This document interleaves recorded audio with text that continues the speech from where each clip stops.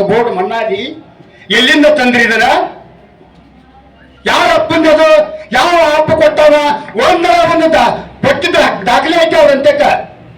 ಈಗ ಹೇಳಿದ್ರು ಒಂದು ಬೇವಿಗೆ ಹಚ್ಚುದು, ಹೊಯ್ಲಾದ ಕಟ್ಟೆ ಹಾಕುದು, ಮ್ಯಾಗ ಒಂದು ನಿಶಾನೆ ಕಟ್ಟದ ಅಂತ ಹೇಳಿ. ಅದಕ್ಕೇನಾದ್ರು ಮುಂದೆ ದಾಖಲೆ ಐತ್ಯಾ?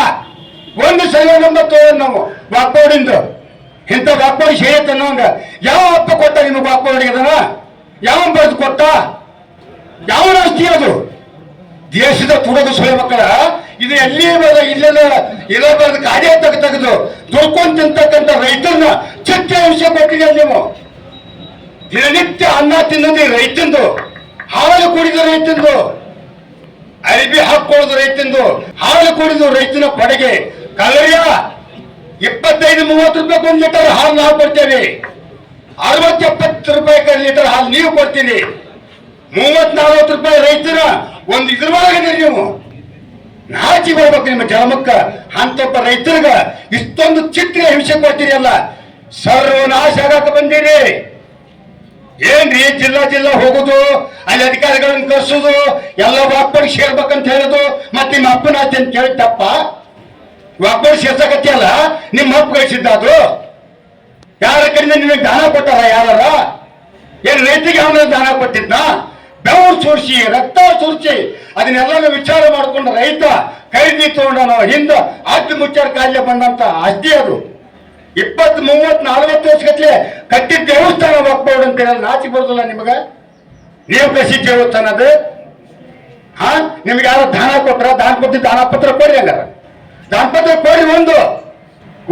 ಒಂದು ಸರ್ವೆ ನಂಬರ್ ಇಂಥ ಆಸ್ತಿನ ನಮ್ಗೆ ಹೋಗ್ಬೇಡಿ, ಇಂಥ ದಾನ ಕೊಟ್ಟಾರಂತೆ ಒಂದು ತೋರಿಸ್ರಿ. ನಿಜವಾಗಿ ನಿಮ್ಮ ಅಪ್ಪ ಹೊಡ್ತಾರ. ಇಲ್ಲ ಅಂದ್ರೆ ನೀವು ಪಶು ಇದ್ದಾಗ, ನೀವು ಪಶು. ಏನಿದೆ ಕರ್ಮ ಕಾಂಡ? ಯಾರು ದುಡಕ್ ಕೈ ಬಿಡುವಲ್ರಿ? ಕೋಟಿಗಟ್ಲೆ ಹಗರಣ. ಈಗ ನಿಮ್ಗೆ ಏನು ಈ ರೈತನ ಹತ್ತಿಲ್ಲ ನಿಮಗ. ಅಲ್ಲಿ 40 ಕೋಟಿ, ಇಲ್ಲಿ 1000 ಕೋಟಿ, ವಾಲ್ಮೀಕಿ 100 ಕೋಟಿ ಸಾಯಕತ್ತ ರೈತರು ನಿಮ್ಗೆ ಅನ್ನ ಕೊಡೋರು. ಇವ್ರು ನೋಡ್ರಿ ಒಕ್ಕಳ್ಳರಿಯ ಇದಕ್ಕೆ ತಿನ್ನಕ್ ಕಳಿಸಿಲ್ಲ ನಿಮ್ಮಲ್ಲಿ. ಮತ ಸಮಾಜದಲ್ಲಿ ನೀವು ಹುಟ್ಟಿ ಮುಂದಿನ ದಿನದಲ್ಲಿ ನಾವು ಸಾವಿರ ಹುಟ್ಟಬೇಕಂತ ಹೇಳ್ತಿಲ್ರಿಪ್ಪ. ನೀವು ಎಂತ ಕರ್ಮ ಮಾಡ್ರಿ ಮಾರ. ನಿಮ್ಮ ಧರ್ಮ ಪತ್ನಿ ಸಾಕ್ಷಾತ್ ಅನ್ನಪೂರ್ಣ ದೇವಿ ಇದ್ದಂಗ. ಆ ಹೆಂಡತಿ ಮಗ ನೋಡಿದ್ರು ನೀವು ಹಾಲು ಮತ ಸಮಾಜ ಹುಟ್ಟ ಅಂತ ಹೇಳ್ಬಾರ್ದ ನೀವು? ನಾನು ಹಾಲು ಮತ ಸಮಾಜ ಹುಟ್ಟವನೇ. 7 ಜನ್ಮಕ್ಕೂ ನಾವು ಹಾಲು ಮತ ಹುಟ್ಟಬೇಕು ಅಂತ ಹೇಳಿ ನಾವು ಭಗವಂತನ ಸ್ತೋತ್ರ ಮಾಡ್ತೇವೆ. ನಮ್ಮ ಗೋಕುಲ್ ಸಾಹೇಬ್ರದು ಪೆಟ್ರೋಲ್ ಪಂಪ್ ನಾನೇ ಉದ್ಘಾಟನೆ ಮಾಡಿದೀನಿ. ಕುರುಬರ್ ರೋಣಿಗೆ ಆಗ್ಬೇಕಂತ ಕರೆದ ನಾನು.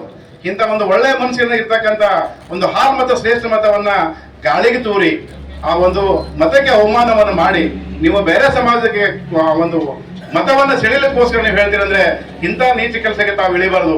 ನಿಮ್ಮ ಕೊನೆಯ ರಾಜಕೀಯ ಭವಿಷ್ಯದ ದಿನಗಳಲ್ಲಿ ಗೌರವಿತವಾಗಿ ನೀವು ಇರಬೇಕು. ಪಂಡಿತ್ ಜವಾಹರ್ಲಾಲ್ ನೆಹರು ಅವರು ಈ ದೇಶದ ಆಸ್ತಿಯನ್ನ ಪಾಕಿಸ್ತಾನಕ್ಕೆ ಎಷ್ಟು ಬಿಟ್ಕೊಟ್ರು? ಇದು ಪಾಕಿಸ್ತಾನ ಸ್ವತಂತ್ರ ಸಿಕ್ಕಿದ ಮೇಲೆ ಡಿವೈಡ್ ಆಗಿದ್ದು ಬೇರೆ. ಅವನ ಅಧಿಕಾರದ ಅವಧಿಯೊಳಗೆ 75,000 ಚದರ ಕಿಲೋಮೀಟರ್ ಪಾಕಿಸ್ತಾನಕ್ಕೆ ಬಿಟ್ಟುಕೊಟ್ಟ. ಇವ್ರ ಅಪ್ಪನ ಆಸ್ತಿ ಏನ್ರಿ ಇದು? ಭಾರತ ಪಂಡಿತ್ ಜವಾಹರ್ಲಾಲ್ ನೆಹರು ಅಪ್ಪನ ಆಸ್ತಿ ಏನ್ರಿ? ಅಲ್ಲ. ಇದು ಕಾಂಗ್ರೆಸ್ಸಿನ ಉದ್ದೇಶ. PV ನರಸಿಂಹರಾವ್ ಈ ಕಡೆ ಆದಂತ ಪ್ರಧಾನಮಂತ್ರಿಗಳು ಬಾಂಗ್ಲಾದೇಶಕ್ಕೆ 36,000 ಚದರ ಕಿಲೋಮೀಟರ್ ಅನ್ನು ಬಿಟ್ಕೊಟ್ಟು ಇದೇ ರೀತಿ ಹೊಡ್ಕೊಂಡು ಉದ್ದೇಶ. ಇದು ಅಲ್ಪಸಂಖ್ಯಾತರನ್ನ ವೋಟ್ ಬ್ಯಾಂಕ್ ಮಾಡುವ ಉದ್ದೇಶ ಈಗಿನಿಂದಲೇ ಆಗ್ಲಿಂದನೇ ಬಂದಿದೆ. ಈಗ ಅವರು ಎಲ್ಲೇ ಬಟ್ ಮಾಡಿ ತೋರಿಸಿದ್ದನ್ನು ಕೊಡುವುದು ಕಾಂಗ್ರೆಸ್ ಪಕ್ಷದ ಒಂದು ಕರ್ತವ್ಯ. ಯಾಕೆ ಹೇಳ್ರಿ? ಅವ್ರು ಇವ್ರಿಗೆ ನಿಷ್ಠಾವಂತರಾಗಿ ನಡ್ಕೊಳ್ಳೋದಕ್ಕೆ ಇವ್ರು ಕೊಡ್ಲೇಬೇಕು. ಇನ್ನು ಬರ್ತದ್ರಿ ಟೈಮಿಂಗ್ ಹೆಂಗ್ ಬರ್ತದ ಎಲ್ಲಾ ಕಡೆ ನೋಡ್ರಿ. ಒಂದು ಬೇವಿನ ಗಿಡ, ಅದ್ರ ಮ್ಯಾಗ ಒಂದು ನಿಶಾನಿ, ಅದಕ್ಕೆ ಸುತ್ತಲೂ ಕಂಪೌಂಡ್ ವಾಕ್ಟ್ ಅಂತ ಹೇಳ್ಕೊಂತ ಹೊಂಟ್ಬಿಟ್ಟು